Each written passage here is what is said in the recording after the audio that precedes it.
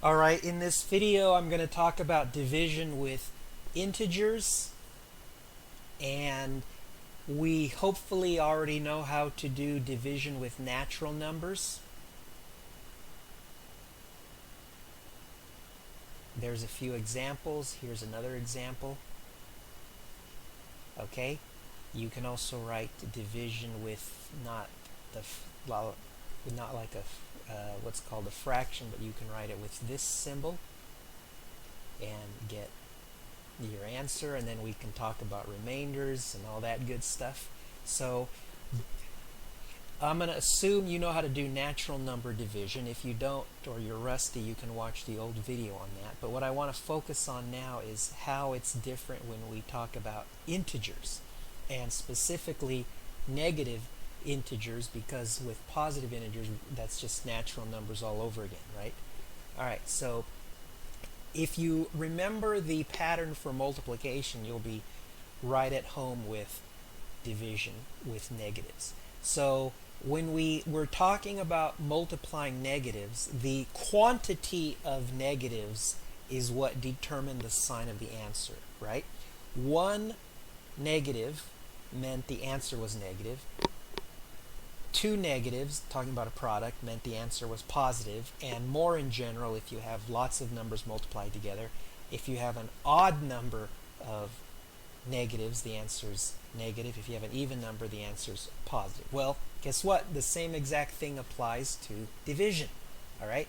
So 4 divided by 2 is 2. What about minus 4 divided by 2? Well, we have one negative, so we're going to say it's minus 2. Okay?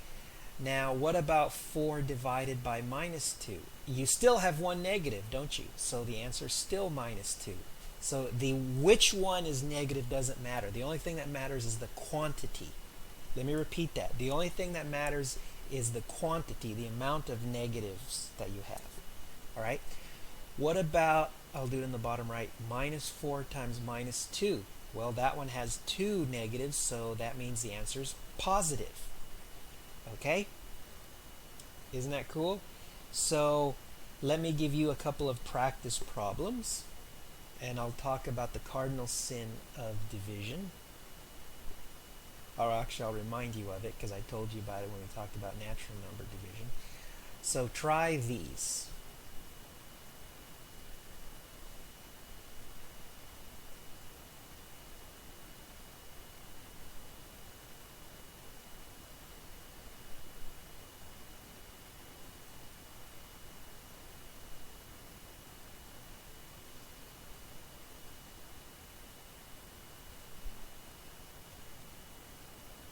Alright, you might want to pause the video and take a shot at these, and then I'll write the answer down.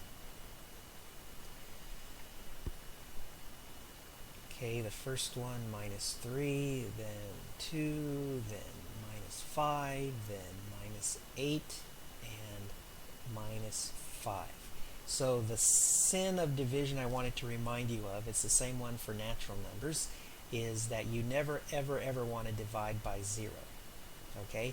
Any number on top, whether it's positive or negative, minus 7 divided by 0, bad news.